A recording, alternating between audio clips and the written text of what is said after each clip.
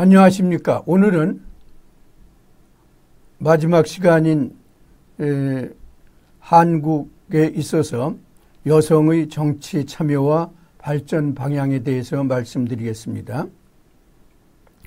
사실 여성의 정치 참여라고 그러는 것은 단순히 정치 참여뿐만 아니라 여성의 지위를 향상시키고 여성이 정치, 사회뿐만 아니라 경제, 교육, 다양한 분야에 참여하는 그와 같은 문제까지도 포함한 것이다 라고 말씀드릴 수가 있습니다.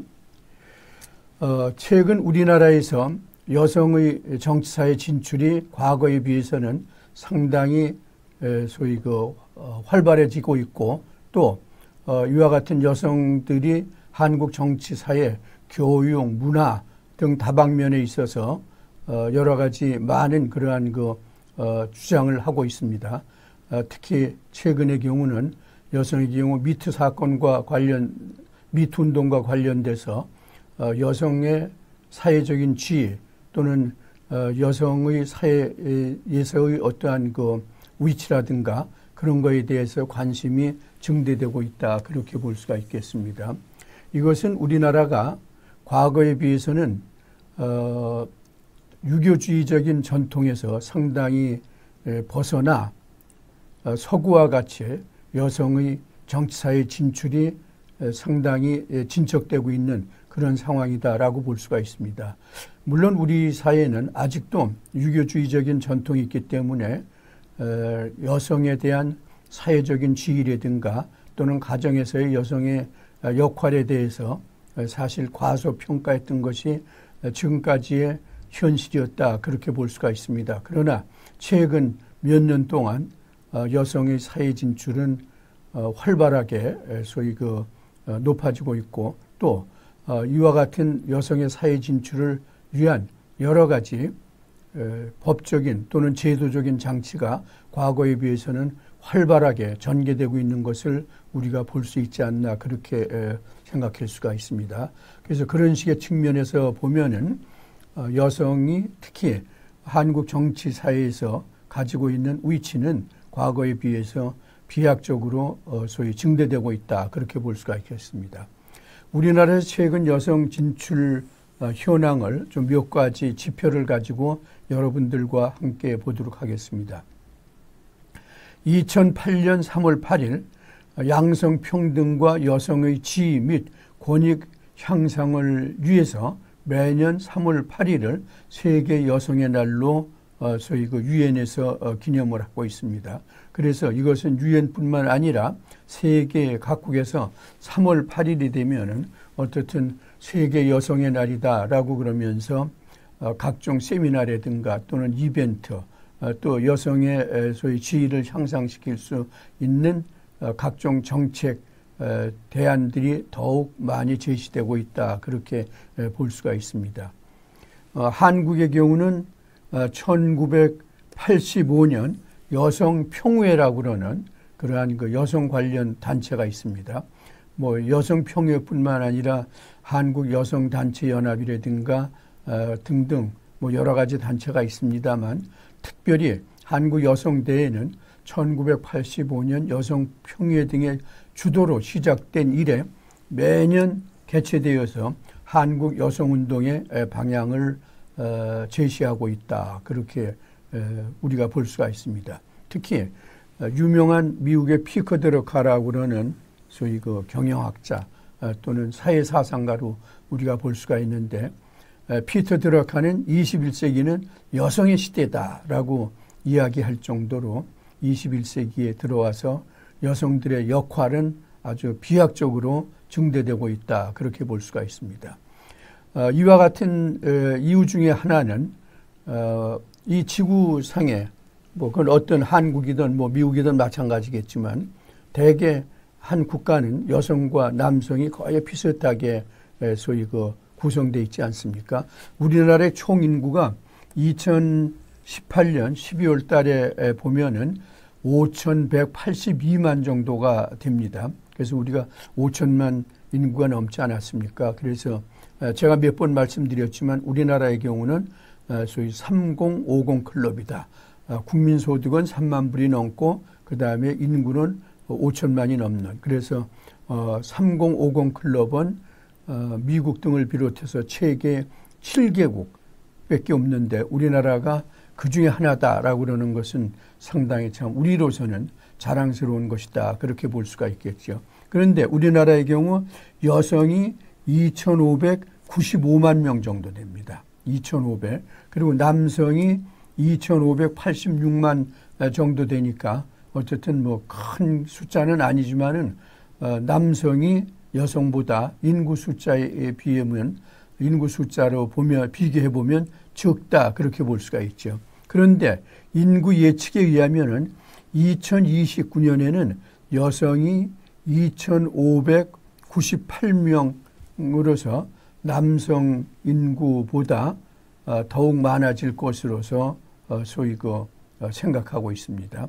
뭐 현재도 여성이 더 많지만은 앞으로도 더욱 많아질 것이다. 그리고 이와 같은 추세는 아마 계속 증가될 것이 아닌가, 그렇게 봅니다. 또 우리의 평균 수명도 보더라도 현재 여성이 남성보다는 평균 수명이 몇 살 더 우입니다. 그래서 그런 데서도 보는 것과 마찬가지로 소위 여성 인구는 더욱 늘 수 있다, 그렇게 보는 거죠.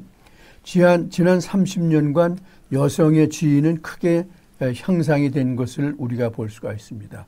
우리나라의 경우도 특히 정치권에서 보면은 제18대 대통령의 소위 박근혜 대통령이 여성 대통령으로서 최초의 우리나라의 대통령이 되었고, 총리의 경우는 한명숙 전 총리가 우리가 볼 수가 있고, 정당 대표로는 뭐 여러 사람이 정당 대표를 현재 하고 있거나 또는 역임한 것을 우리가 볼 수가 있습니다. 추미애라든가 또는 심상정, 이정미, 이혜훈, 조배숙 의원과 같은 경우가 더불어민주당 또는 정의당 또는 바른미래당 또는 평화민주당, 민주평화당 등의 대표를 지낸 것을 우리가 볼 수가 있습니다. 또 앞으로 제가 말씀드리겠지만 우리나라 1950년대 그리고 60년대 초의 경우는 박순천이라고 그러는 아주 그 당시에 여성 정치인으로서는 가장 소위 거물급이었던 그러한 여성 정치인도 우리가 볼 수 있지 않나, 그렇게 생각됩니다. 지금 현재 문재인 정부의 경우는 대통령이 선거 공약에서도 약속을 했지만은 국무위원의 30%를 여성으로 하겠다라고 그랬는데 여성이 소위 국무위원회 역대 어느 정권보다도 많은 그러한 포션을 차지하고 있다. 현재 보면은 2019년 9월 현재 유은혜 사회부총리 겸 교육부 장관, 강경화 외무부 장관, 외교부 장관, 그리고 김현미 국토교통부 장관, 이정옥 여성가정부 장관, 박영선 중소벤처기업부 장관, 그리고 장관급인데 조성욱 공정거래위원장, 유명희 통상교섭본부장, 박은정 국민권익위원장 같은 경우가 현재 국무위원 내지 또는 장관급 소위 대우를 받는 정부의 중요 직책에 있다, 그렇게 봅니다. 재판소의 경우도 물론 대법관도 마찬가지겠지만은 특히 헌법재판소의 경우는 재판관이 9명인데 현재 여성이 3명입니다. 그러니까 3분의 1%로 따지면은 33%나 소위 여성 헌법재판소 재판관이 있다, 그렇게 볼 수가 있죠.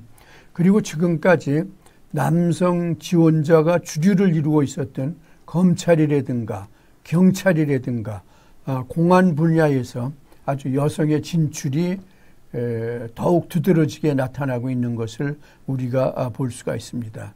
여러분들이 TV 같은 것도 이렇게 매일 보실 겁니다. 보면은 소위 리포터의 경우 물론 뭐 아나운서도 물론 그렇겠지만은 여성 리포터나 또는 아나운서 같은 경우가 더 남성보다도 활발하게 소위 그 TV 화면에 나타나는 것을 우리가 볼 수 있지 않나 그렇게 봅니다.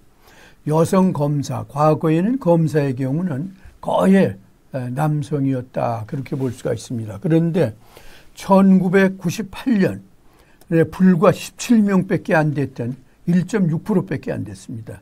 그 1.6%밖에 안 됐던 여성 검사가 지금은 2019년 현재 647명으로서 30% 정도가 됩니다. 그러니까 3분의 1 정도가 여성 검사다 그렇게 볼 수가 있겠죠.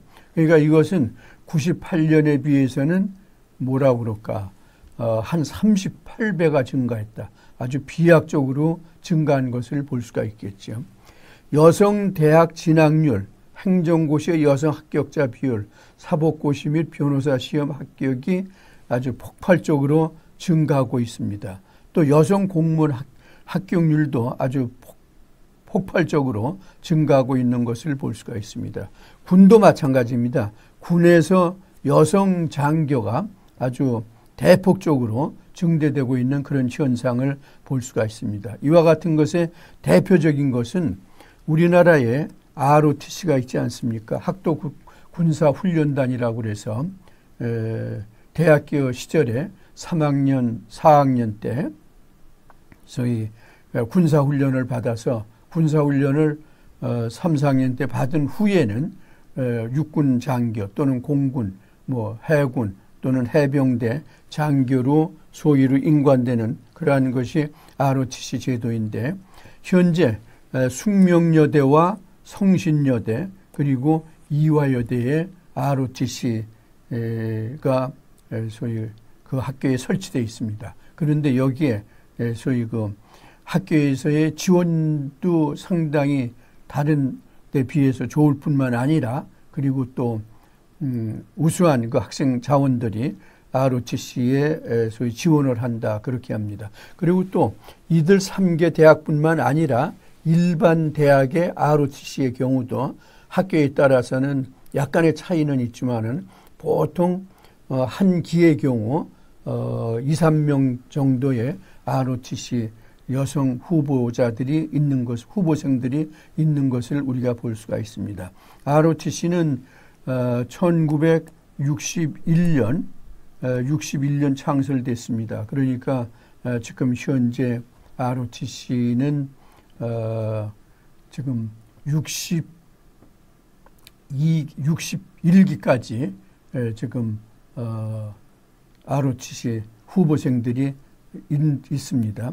저 역시 마찬가지로 저는 ROTC 6기생인데 1968년 김신조가 소위 그 넘어오던 그 당시에 ROTC 장교로 임관돼서 김신조가 북한에서 124 군부대에서 아주 그러니까 강도 높은 훈련, 특별히 한 5kg 정도 되는 모래주머니를 소위 달고서는 구보를 했다. 그래갖고서는 저도 그런 훈련을 받았던 기억이 납니다. 저는 1968년부터 1970년 6월 30일까지 우리나라의 최전선이 있는 전방부대인 강원도 양구에 있는 21사단에서 근무를 했습니다. 또 비슷한 시기 여성 경찰의 경우도 역시 마찬가지로 1996년에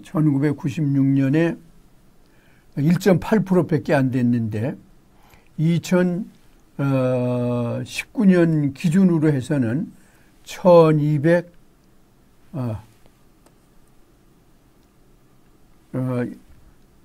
비슷한 기간 동안 여성이 1696명입니다. 1696명인데 2019년에는 10% 이상이 늘어서 12,890명 정도로 6배 정도 증가되었다. 그렇게 우리가 볼 수가 있겠습니다. 2017년 판사, 검사 등 법조인 여성 비율은 26.1%로 2000년에 비해서 3.1%에 비하면 무려 8배가 증가한 것을 우리가 볼 수가 있습니다. 그건 제가 아까 또 검사의 증가수를 말씀드렸지요. 외무고시의 경우는 여성 비율이 2000년에 2019년에 여성 합격자 비율은 48.8%로 2000년에 20%에 불과하던 데 비해서는 2배 이상 증가한 것을 볼 수가 있습니다. 고소득 전문직에 진출하는 여성도 꾸준히 늘고 있습니다. 요새 우리나라 대기업의 경우도 여성 임원들이 과거에 비해서 상당히 증가하고 있는 것을 볼 수가 있습니다. 2018년 건국 이래 처음으로 여성 공무원 비율이 50%를 넘었습니다. 2018년 정부의 5급 이상 관리자 중 여성의 비율이, 관리자는 상위에 있는 소위 공무원 숫자를 얘기하는데, 그 공무원이 19.8%가 된 것을 볼 수가 있습니다. 2018년 초등학교 교원의 77.2%가 여성입니다. 중학교는 69.7%, 고등학교는 52.4%로 어떻든 특히 초등학교의 경우는 뭐 여성 교사들이 거의 다 그렇게 볼 수가 있겠죠. 이는 지난 30년간 여성계의 노력으로 여성가족부가 설립되고 여성계의 수건이었던 호주제가 폐지가 됐습니다. 그래서 지금은 과거와는 달리 남성이 호주가 되는 게 아니라 여성이 호주가 될 수가 있습니다. 그리고 성폭력특별법, 가족폭력특별법, 폭력방지법, 그 다음에 성매매 방지법과 같은 여성인권 3법이 제정되어서 여성인권은 향상되었다. 그리고 2019년 4월 11일 헌법재판소는 형법의 낙태죄 규정이 헌법에 불일치한다라고 그러는 규정을 했기 때문에 아마 형법도 이제 개정돼야 될 겁니다. 최근 여성의, 특별히 그 여성 공무원 증가 추이를 여러분들이 여기서 볼 수가 있겠습니다. 아까도 말씀드렸지만은 2017년 연말 기준으로 국가직 공무원이 65만 명 정도 됩니다. 그런데 여기에 49.8%인 32만 3천 명 정도가 여성입니다. 여성 공무원 비율은 2000년 35.6%에서 2005년 43, 2018년 46.5%로 아주 비약적으로 증가된 것을 우리가 볼 수가 있습니다. 이것은 여러분들이 여기 도표에서도 87년에 25.2%였는데 27년에는 소위 그 50.2%까지 증가한 것을 우리가 볼 수 있지 않나 그렇게 봅니다. 이건 인사혁신처에서 나온 자료입니다. 그리고 행정부 국가공무원 기준으로 했기 때문에 여러분들이 보시면 알 겁니다. 4급 이상 관리자 중 여성 비율도 2017년에 17.2%를 기록했습니다. 고위 공무원단 중 여성 비율은 역시 2010년에 3.4%에서 2018년의 경우는 소위 아주 4.5%로 상승한 것을 볼 수가 있습니다. 5급도 공무원사에서는 상당히 중요한 그런 그 포지션을 가지고 있는 직급인데 2010년 10.9%에서 2017년 19.8%로 역시 증가한 것을 우리가 볼 수가 있습니다. 그렇다고 그러면 요새 여성 공무원이 국가공무원의 지금 거의 반수가 되고, 그리고 또 요새 여성 공무원을 지향하는 그러한 그 여성 인구가 점차 늘기 때문에 앞으로 이것은 더욱 늘 가능성도 있다, 그렇게 보고 있습니다. 초중고, 유치원, 초등학교 중학교, 고등학교 남녀 교원수 비율을 보면은 뭐 이것은 아주 뭐 여성이 거의 그냥 독차지하고 있다. 그렇게 이야기할 정도로 대단히 많은 높은 포션을 차지하고 있습니다. 유치원의 경우는 98.4%, 뭐 거의 다 여성이라고 볼 수가 있겠죠. 초등학교 77.3%, 77.1%, 중학교 70.1%, 고등학교 53%, 이렇게 보면은 그래서 평균은 71.3%다. 전체 교사 수에 보면은 우리가 볼 수가 있겠습니다. 그러니까 유치원, 초등학교의 경우는 여선생님들이 거의 다다 그렇게 볼 수가 있겠죠. 그래서 뭐 일부에서는 그런 우려도 있습니다. 여선생님들이 너무 많아서 초등학교나 유치원생들의 경우 여성화돼 간다 그런 지적도 있는데 글쎄 뭐 그것은 반드시 옳은 말이라고는 할 수 없겠지만 그런 우려성도 있다고 그러는 것을 우리가 듣고 있습니다. 문재인 정부는 특별히 여성 사회 진출 확대 정책을 역대 어느 정권보다 소위 강하게 추진하고 있다 그렇게 봅니다. 그런 사례를 제가 몇 가지 말씀드리겠습니다. 우선 문재인 대통령은 청와대 비서관 인사에서 제1부속비서관을 여성을 임명했습니다. 제1부속비서관은 뭐냐? 대통령을 가장 가까운 거리에서 24시간 수행하는 아주 중요한 직책인데 이것에 이 직책에 제1부속비서관에 여성이 임명된 것은 역대 정부에서 처음 있는 일이다. 그렇게 볼 수가 있습니다. 여러분들이 TV에서 보셨지요? 지금 청와대 인사수석 그리고 대통령에 대한 중요 발언이라든가 또는 청와대 입장을 소위 언론을 통해서 이야기하는 대통령의 대변인이죠. 대변인 역시 현재 여성입니다. 청와대 내 핵심 보직에 여성 참모들을 전면 배치한 것은 여성 인재를 국정 운영에 적극 활용하겠다라고는 그러한 의지로서 볼 수가 있습니다. 최근에 공정거래위원장이 소위 임명이 됐는데 38년 공정위원회 역사상 처음으로 여성 위원장이 탄생됐습니다. 문재인 대통령은 2018년 신년 기자회견에서 여성이 결혼, 출산, 육아를 하면서도 자신의 삶과 가치를 지켜나갈 수 있는 사회를 만들어 가겠다라고 신년사에서 이야기했을 정도로 물론 공약에서도 말씀했지만은 여성의 사회 진출에 대해서 적극적으로 하고 있습니다. 2019년 9월 아세안을 대통령이 방문했을 때 5명의 장관급 인사가 동행했는데 다 여성이었습니다. 여성 장관급 인사였습니다.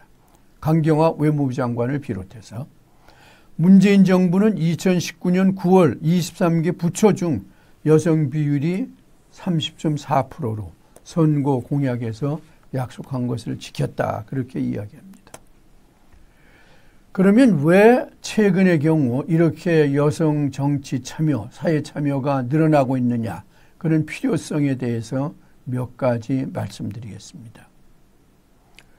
물론 뭐 여성이 인구의 절반을 차지하고 있으니까 여성의 정치 사회 참여는 당연한 것이고 또 그것은 상당한 포션이 인정되어야 된다라고 그러지만은 지금까지 여성의 정치 참여에 비해서 최근에 부쩍 늘어난 것은 또 사회 정치적인 환경이 과거에 비해서 상당히 변화됐기 때문이다. 그렇게 볼 수가 있습니다. 여성의 정치 참여 증대는 민주주의 기본 이념에 따른 것이다. 민주주의가 무엇입니까? 평등사회가 민주주의 아니에요?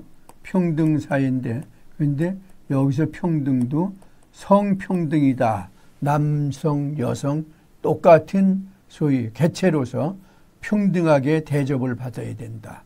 그것이 민주주의의 기본 이념을 실천하는 것인데 그런 식의 차원에서 여성의 정치 참여는 존중되어야 된다라고 그러는 거죠. 민주주의의 기본 이념인 기회이긴 등 다수결의 원칙, 인간 존중과 밀접한 관계를 가지고 있다. 소위 opportunity, 기회의 소위 그 equal opportunity, 똑같은 기회를 여성이나 남성한테 준다. 그래서 미국 같은 데 보면은 소위 그 취업 구인 공고라고 그럴 때 equal 소위 opportunity라고 그러는 것이 아주 거기에 명시되고 있는 것을 볼 수가 있잖아요. 그래서 예를 들어서 어떤 회사에서 여성보다 우리 회사는 남성을 더 우대한다라고 그러는 공고를 했을 때는 그것은 법에 의해서 처벌을 받습니다.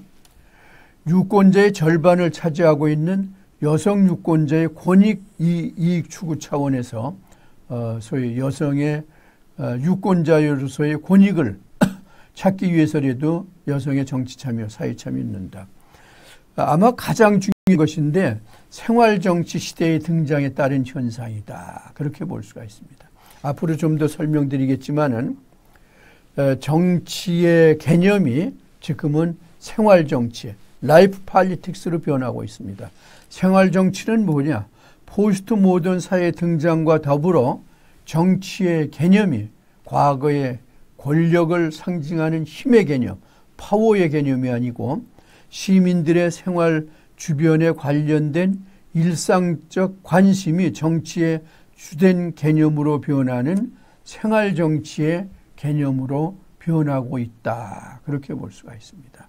그래서 이런 생활정치에 적합한 정치인이 누구냐?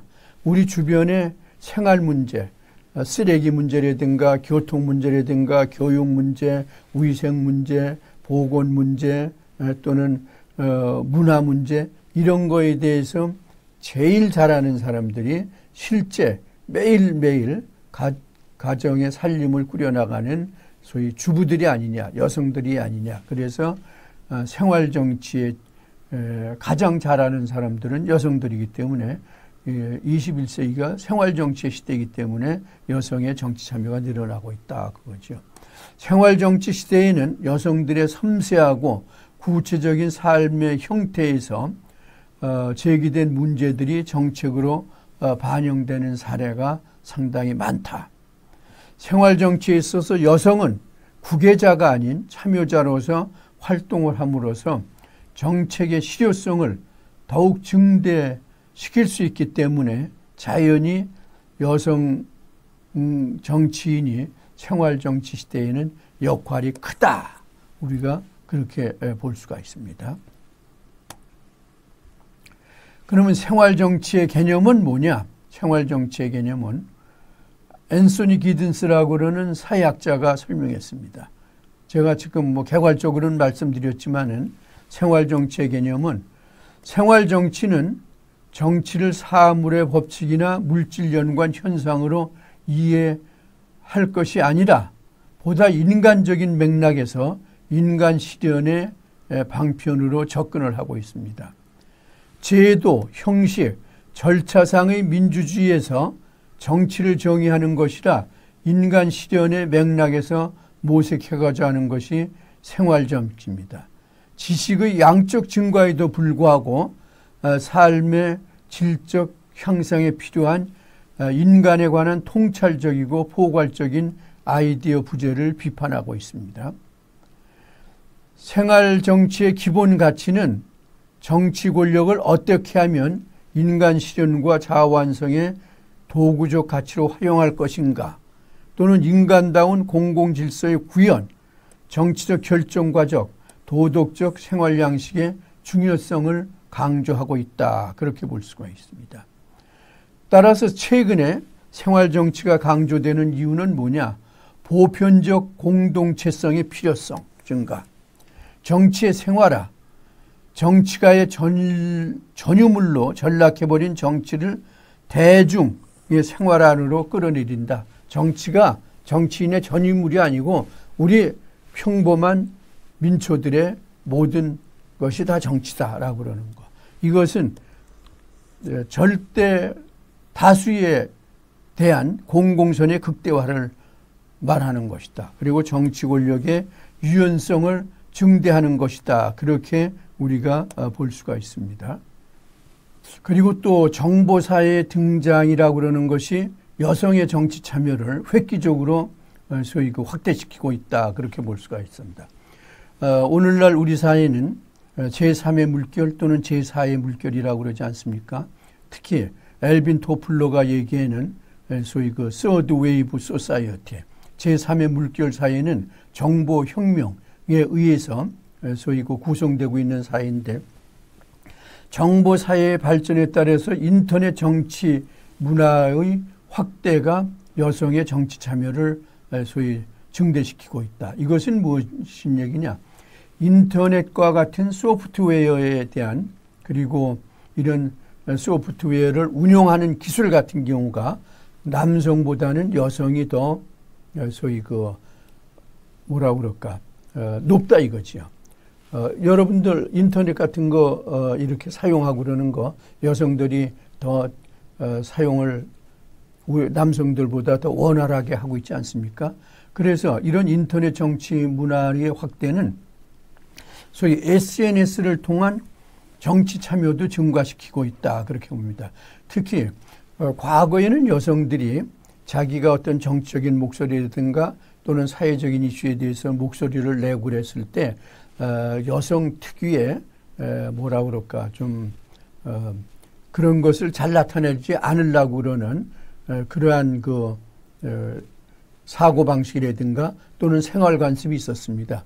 그런데 이런 인터넷 정치 문화가 발달해서 SNS와 같은 것을 통해서 자기의 의견을, 특별히 자기의 이름을 나타내지 않더라도 자기가 공개적으로 어떠한 소위 공개된 석상에 가지 않더라도 집에서 인터넷이나 핸드폰을 통해서 자신의 의사를 소위 여과 없이 반영할 수 있는 그러한 소위 정보 사회가 되었다. 그렇기 때문에 여성들이 집에서 무슨 대중 집회장이라든가 또는 뭐 회의장이라든가 토론회장이든가 그런 데 가지 않고도 집에서 TV나 또는 그런 토론회 같은 거를 중계하는 것을 보면서 나름대로는 소위 의견을 표시할 수 있다 그거죠. 시민사회 지속적인 발전이 여성 정치 참여를 증대시켰다 그렇게 봅니다. 시민사회 단체는 우리나라의 경우 상당히 많습니다. 그리고 시민단체의 종류는 제가 시민사회 특강에서 강연에서도 말씀드렸지만 아주 많습니다. 다양하게. 뭐 정치, 경제, 사회뿐만 아니라 예를 들어서 환경이라든가 교육이라든가 문화라든가 또는 교통이라든가 그런 우리의 직접적인 생활과 관련된 많은 시민단체가 있는데 그런 시민단체에서 중요한 역할을 하는 간사들이 거의 대부분 여성들이 많습니다. 여성들은 뭐냐? 실제 자기가 생활에서 쓰레기 문제, 교육 문제, 교통 문제, 소비자 문제 이런 것에 대해서 왜 이것이 잘못됐느냐, 어떻게 개선되면 좋으냐라고 그러는 것에 대해서 충분히 알고 있기 때문에 거기에 대한 개선책도 제시할 수가 있고 또 그런 여성들끼리 서로 인터넷이나 그런 거를 통해서 하나의 소통을 통해 갖고서는 하나의 어떠한 거대한 그룹을 형성해서 정치권에 압력을 행사하고 있는 경우를 우리가 많이 볼 수 있지 않습니까? 그래서 어쨌든 이런 시민사회의 중요한 역할을 하는 간사들이 여성이 많다. 그것도 여성의 정치 사회 참여를 증대시키고 있습니다. 또 특히 현재 문재인 정부나 뭐 과거도 마찬가지겠지만은 거기에서 활동하고 있는 그런 고위 직책에 있는 사람들도 대개 보면 정치권에 소위 입성하기 전에 또는 국회의원에 당선되기 전에 또는 장관이 되기 전에 대개 시민사회에서 중요한 역할을 하던 사람이었다. 그런 것이 이것을 나타내고 있는 것이다. 그렇게 보죠. 타인지향적, 감성적, 배려적, 개방적 리더십이 필요한데 이런 때 특히 여성의 경우는 협업과 창의적 리더십을 발휘하고 있다. 그렇게 보는 거죠. 특히 여성들의 경우는 다른 여성들과 소위 같이 환경 문제라든가 또는 소비자 문제, 교통 문제 이런 거에 대해서 의견을 활발하게 교환하고 또 어떤 동질성이 나름대로 있게 되면은 거기에 대해서 한 목소리를 내는 그러한 것이 정치 사회의 정보 사회의 증가와 더불어서 발달되고 있다. 그렇게 볼 수가 있습니다. 여성 정치인의 등장을 통한 정치개혁에 대한 기대감도 상당히 큰 요인이다. 그렇게 볼 수가 있습니다. 정치개혁의 가장 중요한 그러한 내용 중에 하나는 정치 부패의 소위 그 타파다. 그렇게 볼 수가 있습니다. 그래서 투명한 정치, 깨끗한 정치, 돈 적게 드는 정치에 대한 국민적 기대가 큰데 이 정치 부패와 관련된 거는 대부분 다 남성이다. 그렇게 볼 수가 있습니다. 물론 뭐 때로는 여성도 정치 부패 또는 사회 부패와 관련된 경우도 있습니다만 그러나 그 숫자는 아주 극소수다 그런 얘기죠. 그래서 많은 사람들은 여성들 정치인이 많이 나오게 되면 우리나라의 정치 부패 그 수준도 낮아질 거 아니냐. 그리고 깨끗한 정치, 투명한 정치, 공정한 정치도 더 잘 될 거 아니냐. 그렇게 생각하고 있습니다. 참여적 정치 문화와 한국 사회의 변화 구조가 여성의 정치 참여를 확대시키고 있다. 이것은 뭐 꼭 여성뿐만 아니라 오늘날 민주주의 사회는 파티시펀트 포리티컬 칼처 시대 아닙니까? 그래서 참여적 정치 문화가 확대됨으로 해서 소위 한국 사회에서 여성들의 정치 참여가 증대되고 있다. 과거 권위주의 정권 체제 하에서 억압되어 있던 국민들의 요구가 정치권에 폭발적으로 유입되고 있는 현상도 우리가 볼 수가 있습니다. 참여적 정치 문화의 확산은 국민들로 하여금 자신들의 의견을 정치권에 반영시킬 수 있는 공간을 확대시킨다. 그렇게 볼 수가 있습니다. 참여적 정치 문화의 증대는 여성들의 정치에 대한 관심을 증대시키면서 동시에 정치 활동에 대한 직접적 참여를 확대시키고 있다. 그렇게 우리가 볼 수가 있습니다. 생활정치 확대 및 발전이라고 그러는 것이 아까도 말씀드린 것과 마찬가지로 여성의 정치 참여, 사회 참여를 증대시키고 있다.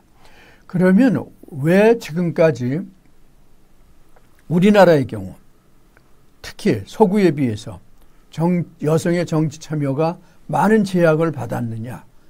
그 이유를 몇 가지 보겠습니다.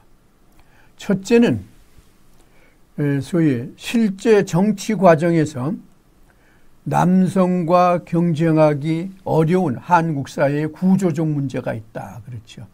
한국 사회는 최근까지 가부장제적 그러한 그 사회 구조, 이것은 아마 유교주의적 전통하고 상당히 관계가 있습니다만 그랬습니다. 그리고 또 정치권은 대개 소위 은밀한 차원에서 정치적인 어떤 역할 같은 거라든가 또는 거래 같은 게 많이 이루어지고 있습니다. 그래서 특히 이 정치권에서는 밀착된 정치 활동, 뭐 접대 문화, 면대면 업무 처리 같은 문제가 많았는데 그런데 여성들이 적극적으로 참여하기가 쉽지 않았다 그렇죠. 여성들의 경우는 육아 등등의 여러 가지 문제 또 가정 살림에는 여러 가지 문제가 있기 때문에 남성들과 비슷하게 뭐 저녁에 어떠한 술자리를 통해서 다른 정치인들과의 어떠한 정치적인 밀담을 한다든가 또는 거래를 한다든가 그런 것이 참 어려웠다 그렇게 볼 수가 있겠죠. 그래서 그런 식의 차원에서 봤을 때 남성과 경쟁하기 어려운 한국 사회의 구조적 문제가 여성 정치 참여의 제약 요인이었다. 그리고 여성의 정치 참여에 대한 회의적인 시각, 우리나라는 뭐 지금은 그런 얘기가 없습니다만 과거의 경우는 여성이 너무 뭐 좀 글쎄 별로 그렇게 점잖은 용어는 아닙니다만 여성이 너무 설치면 여성이 너무 적극적이면 오히려 문제가 삐뚤어진다, 잘못된다, 그리고 안 된다. 뭐 그런 게 과거에는 사실상 있었습니다. 그런 속담도 있었고 또 실제 그렇게 생각하는 남성들이 많았다 그렇게 봅니다. 그런데 그러니까 여성들이 적극적으로 또 아주 공개적으로 저돌적으로 정치 활동하기는 상당히 어려웠던 것이다. 그러나 지금은 이제 그렇지 않은 거죠.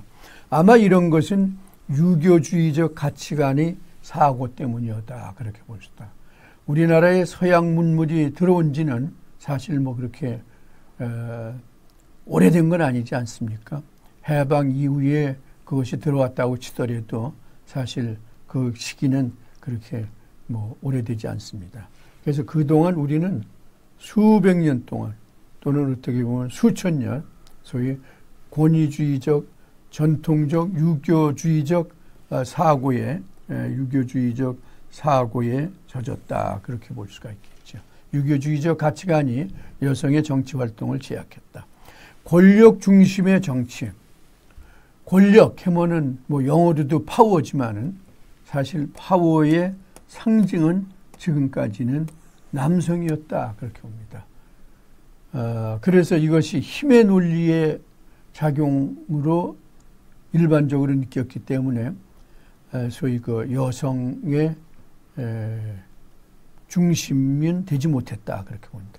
여성 정치 차원의 부족, 여성 정치 지도자 육성 프로그램의 부족 등 과거에는 여성들이 대학을 가더라도 대개 문과를 많이 갔습니다. 뭐 영문과, 국문과, 사학과, 뭐 사회복지과 그리고 예를 들어서 사회과학대학 같은 경우도 정치외교과나 뭐 경제과, 행정과, 심리학과 그런 심리학과는 뭐 또 좀 다릅니다만 그런 데는 별로 여성들이 과거에는 지원을 안 했습니다. 그리고 더군다나 공대 같은 데는 뭐 기계과라든가 무슨 뭐 생물과라든가 뭐 예를 들어서 화공과라든가 또는 전자과 같은 경우도 과거에는 여대생들이 많지 않은데 요새는 뭐 그런데도 뭐 공대 같은 데도 우리 요새 대학교에서도 여자대학에서 공대를 세우고 있지 않습니까?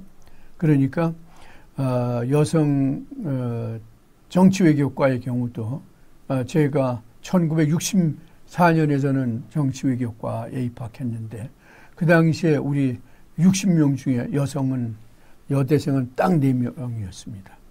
뭐 그 전후로 보면 뭐 1명, 2명이 보통이었고 그러나 지금은 정치외교과에도 보면은 거의 여성이 뭐 여대생의 반 정도 때로는 뭐 반 이상이 차지하고 있는 그런 현상을 우리가 볼 수 있지 않습니까?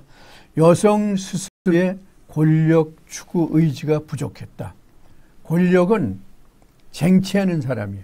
권력은 원하는 사람이에요. 권력은 내가 이 권력을 잡아야 되겠다고 그러는 강한 의지가 없으면은 권력은 잡기 힘듭니다. 그러나 여성들의 경우는 그 권력 투쟁 과정에 있어서 예를 들어서 뭐 어떤 뭐 그냥 상대방이 인신공격을 한다든가 그러면 대개 여성들은 아유 저런 정치판은 나는 들어가기 싫다. 내가 저런 수모까지 당하면서 정치를 할 필요가 없다라고 그러는 생각이 많습니다. 그것은 여성 스스로의 권력 추구 의지가 나름대로 남성에 비해서는 부족했던 사례다 그렇게 봅니다. 그리고 한국 정치에서의 최근 여성 지도자 역할에 대한 부정적 인식. 글쎄 그것을 뭐 꼭 그렇게 말씀드리기는 어렵겠습니다만 어쨌든 최근 여성 대통령에 대한 탄핵이라든가 또는 그 당시 청와대의 소위 비선 실세인 최순실과 같은 그러한 여성들의 정치적인 역할 같은 경우에 대해서 좀 부정적인 인식이 있었다. 그렇게 우리가 볼 수가 있겠습니다. 그리고 여성 지도자 육성 프로그램도 과거에는 뭐 그런 게 별로 없었습니다. 그런데 요새는 시민단체에서 순전히 여성 정치인을 트레이닝 시키기 위한 또는 여성 정치인을 교육시키기 위한 그러한 다양한 프로그램을 소위 운영하고 있는 것도 큰 하나의 요인이다. 그렇게 볼 수가 있겠습니다. 그러면 현재 한국 사회에서 여성의 현재 지위는 어떠냐라고 하는 것을 여러분들과 같이 한번 보도록 하겠습니다.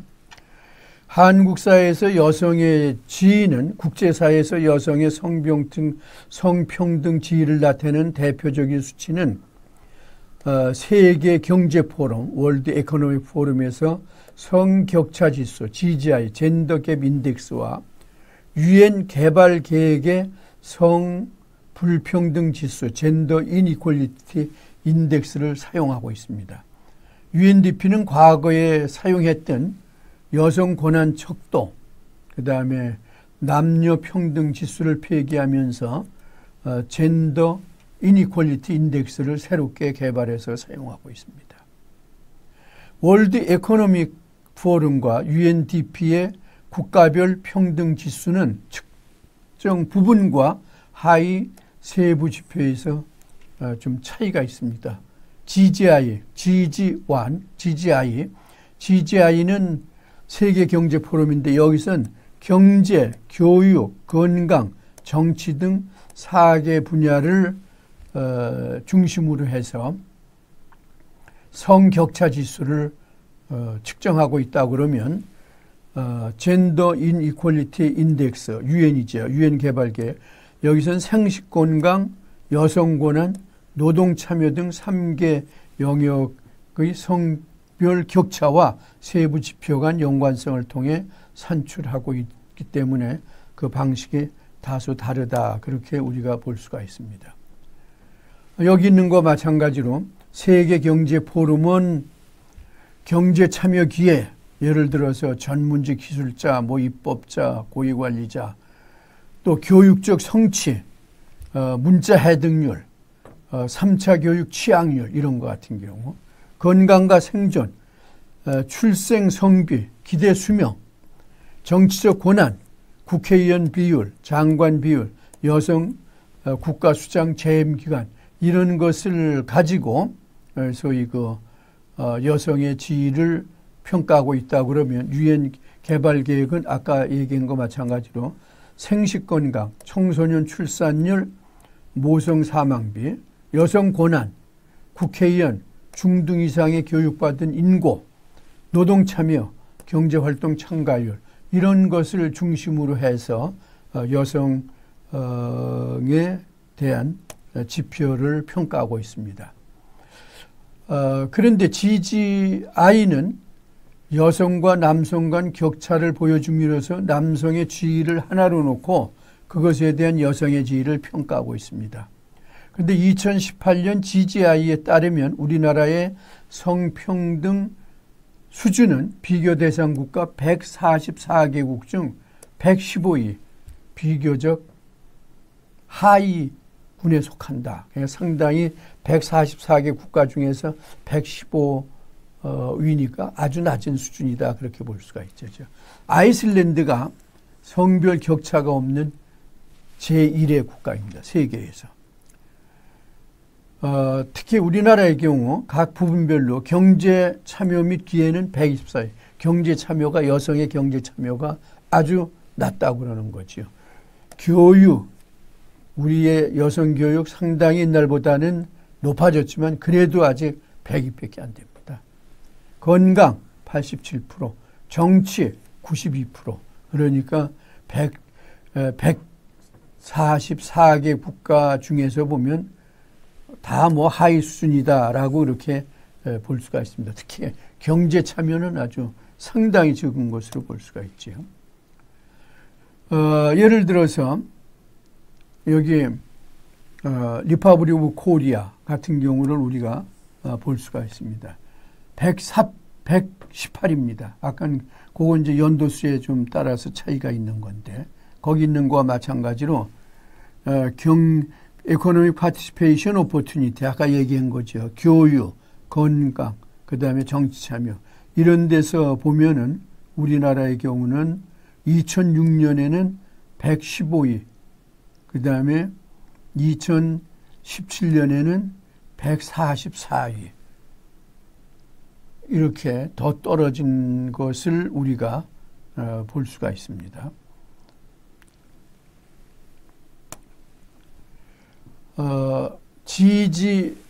GII, 젠더 이니퀄리티 인덱스, UNDP죠. 남성 대비 여성 인적 자원의 손실을 측정하는 건데 이것은 155개 국가를 놓고 봤을 때 완전 평등은 제로이고 1에 가까울수록 불평등입니다. 경제활동 참여율, 중등교육 이상과 여성 의원의 비율이 높을수록 청소년 축산율과 모성 사망비는 낮을수록 성평등이 높아지는 건데 우리나라의 경우는 189개 국가 중 10위로 비교적 높은 수준에 있습니다. 스위스는 1위다 그렇게 볼 수가 있습니다. 한국이 10위다라고 그러는 것은 청소년 출산율, 모성 사망비가 아주 좀 낮기 때문에 그것이 좋기 때문에 이제 그렇다 그런 거죠. 현재 한국 여성의 지위를 여러분들 도표로 보시면 전체적으로는 스위스가 1위, 덴마크, 네덜란드, 대개 북유럽 쪽이나 그런 나라로 볼 수가 있죠. 덴마크, 네덜란드, 스웨덴, 핀란드 다 북유럽 쪽이다 그렇게 볼 수가 있습니다. 우리나라가 싱가포르나 일본, 중국에 비해서는 전체적인 것으로는 좀 높은 걸로 나와 있습니다. 이것은 여성가족부에서 나온 자료입니다. GGI의 경우 측정 부분과 하위 세부 지표들의 차이로 인해서 한국의 순위가 각각 다르지만 공통적으로 여성 경제 참여율과 여성 국회의원 부분 지수는 낮다 그렇게 볼 수가 있습니다. 아까도 말씀드린 경우와 마찬가지로 세계 경제 포럼에서는 144개국 중 115위 그리고 GGI에서는 2012년부터 좀 점수가 높아지고 있는데 순위는 하락하고 있는 추세다 그렇게 볼 수가 있습니다. 그러나 성평등 현황을 나타내는 그런 다른 지수인 성불평등 지수에서는 비교적 상위권을 차지하고 있는 것을 우리가 볼 수가 있습니다. 이런 데서 보는 것과 마찬가지로 한국의 소위 이 세계 여성의 지위는 다소 좀 불만족스럽다 그렇게 좀 볼 수 있지 않나 그렇게 생각됩니다.